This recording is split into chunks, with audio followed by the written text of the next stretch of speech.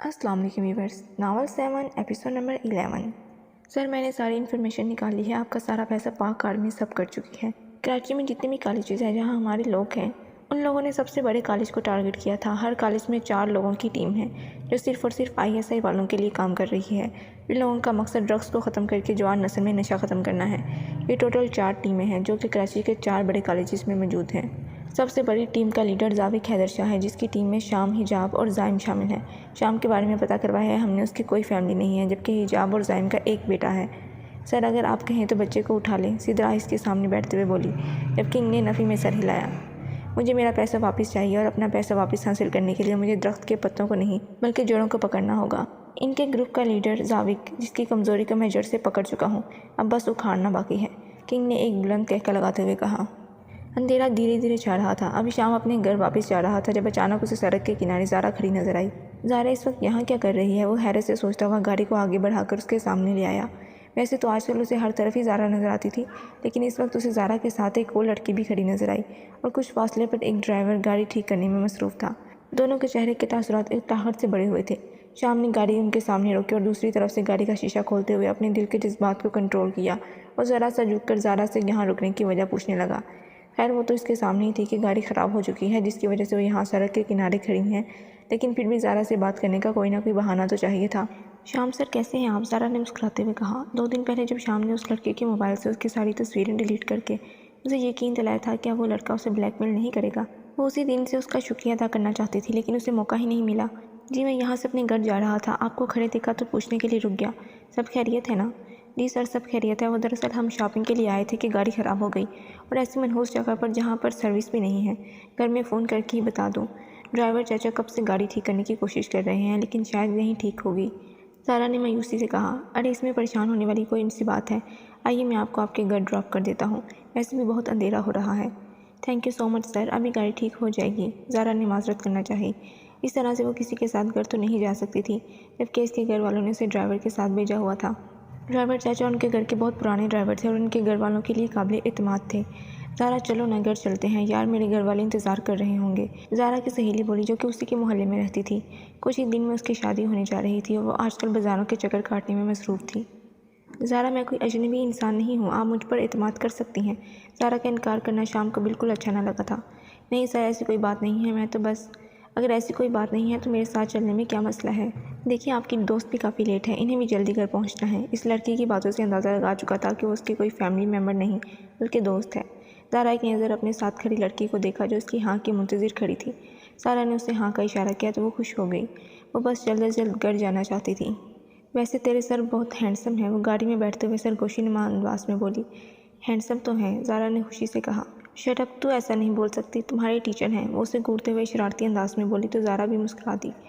तू भी इस तरह से नहीं बोल सकती, 2 दिन में तुम्हारी शादी है, ज़ारा ने बदला चुकाया। वैसे क्या कर रहे थे आप लोग इस वक्त यहाँ पर? शाम ने बात करने की गर्ज से कहा। जब ज़ारा ड्राइवर चाचा को इत्मीनान में लेते गाड़ी में आ बैठी थी।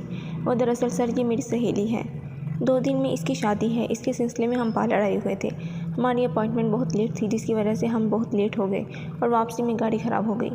शुक्र है आप मिल गए, वरना न जाने वहाँ और कितनी देर रुकना पड़ता। ज़ारा ने मुस्कुराते हुए जवाब दिया।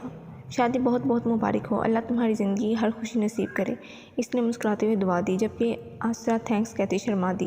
वैसे इतनी कम उम्र में शादी, तुम्हारी पढ़ाई मुकम्मल हो गई है क्या?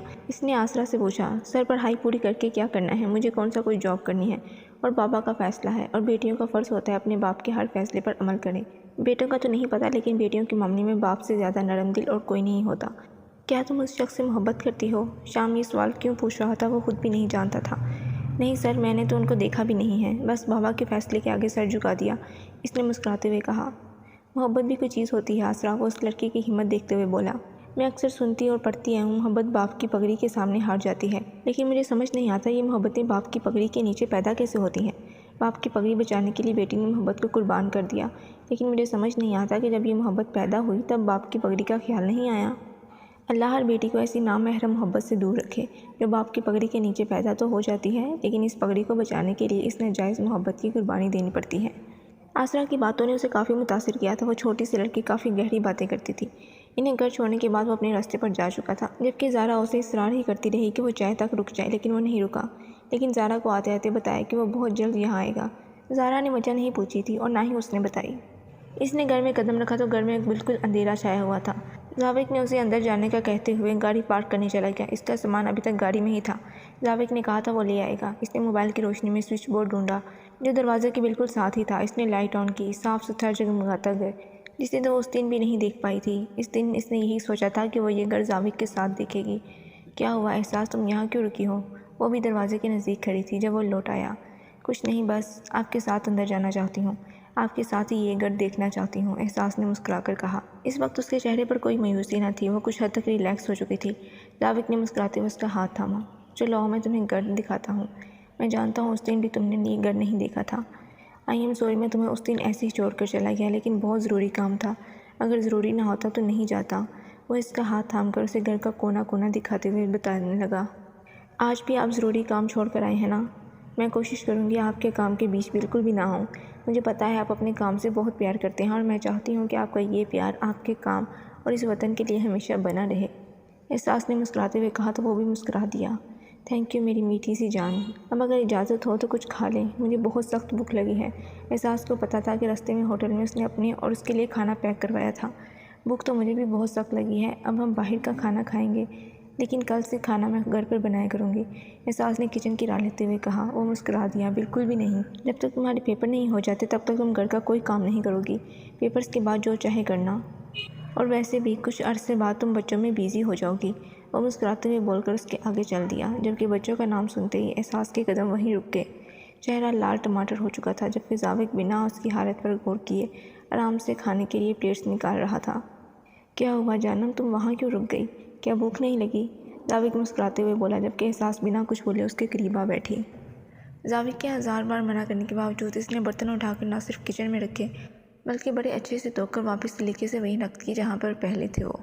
وہ جانتی تھی کہ زاوق صفائی کو پسند کرتا ہے، وہ خود بھی صاف ستھرا رہتا ہے اور اپنے رہنے کی جگہ کو بھی صاف ستھرا رکھتا ہے، یہ اس کی بچپن کی عادت تھی۔ اس نے کبھی زاوق کا کمرہ گندا نہیں دیکھا تھا اور نہ ہی یہ گھر۔ سارا کام ختم کر کے اس نے اپنے کمرے میں جانے کا سوچا جہاں زاوق اس کا انتظار کر رہا تھا۔ ایک طرف زاوق کے بارے میں سوچتے ہوئے اس کے گال سرخ ہو رہے تھے، جبکہ دوسری طرف نہ جانے اس کے اندر ایک خوف تھا۔ آج سے اس کی زندگی بدل جائے گی، کیا وہ عام لڑکیوں کی طرح زندگی گزارے گی؟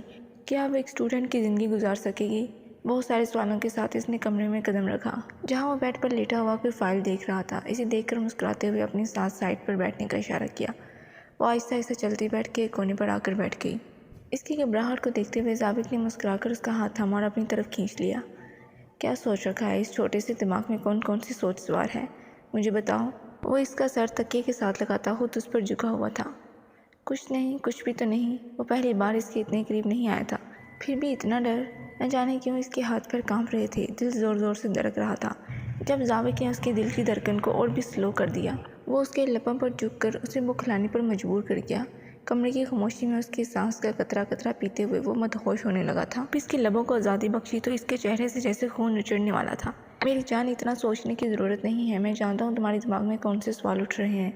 یہ سوچ رہی ہو نا کہ اس رشتے میں آنے کے بعد تم ویسے ہی رہو گی جیسے اب ہو؟ وہ جیسے اس کی رگ رگ سے واقف تھا۔ نہیں میری جان، اس رشتے میں آنے کے بعد ہر لڑکی بدل جاتی ہے، اس کی زندگی کی ایک نئی شروعات ہو جاتی ہے جس میں اسے بہت ساری چیزوں پر کمپرومائز کرنا پڑتا ہے، لیکن آئی پرامس تمہیں کوئی کمپرومائز نہیں کرنا پڑے گا۔ میں نہیں چاہتا تمہارے ان ایگزام سے پہلے میں تم پر کسی بھی قسم کا کوئی بوجھ ڈالوں، اس لیے میں نے سوچا ہے کہ ہم اپنے اس نئے رشتے کی شروعات تمہارے پیپرز کے بعد کریں گے، لیکن تب تک مجھے اپنے قریب آنے سے مت روکنا، کیونکہ حد سے میں بڑھوں گا نہیں، لیکن تمہیں یہ ضرور یاد دلاؤں گا کہ تمہاری ہر سانس پر صرف میرا حق ہے۔ وہ نرمی سے اس کے لبوں کو چھوتا ہوا پرسکون سا ہو کر بیڈ پر لیٹ گیا، جبکہ وہ اسے دیکھی جا رہی تھی۔ جان، اب تو تمہارا ہی ہوں، ساری زندگی دیکھتی رہنا۔ اسے کھینچ کر اگلے لمحے اپنی باہوں میں بھر لیا۔ وہ اس کا سر اپنے سینے پر رکھ کر سرگوشی نما آواز میں بولا، جبکہ وہ اس کے سینے سے لگ کر پرسکون سی مسکرائی تھی۔ اس کی ماں نے کہا تھا زاوق تمہیں سمجھتا ہے، تمہیں جانتا ہے، تمہیں پہچانتا ہے، اس کے سامنے اب ضابطے دینے کی تمہیں کبھی ضرورت نہیں پڑے گی۔ اس نے اپنے دونوں بازو زاوق کے گرد پھیلائے اور پورے حق سے اس کے سینے پر سر رکھ کر پرسکون نیند سونے لگی۔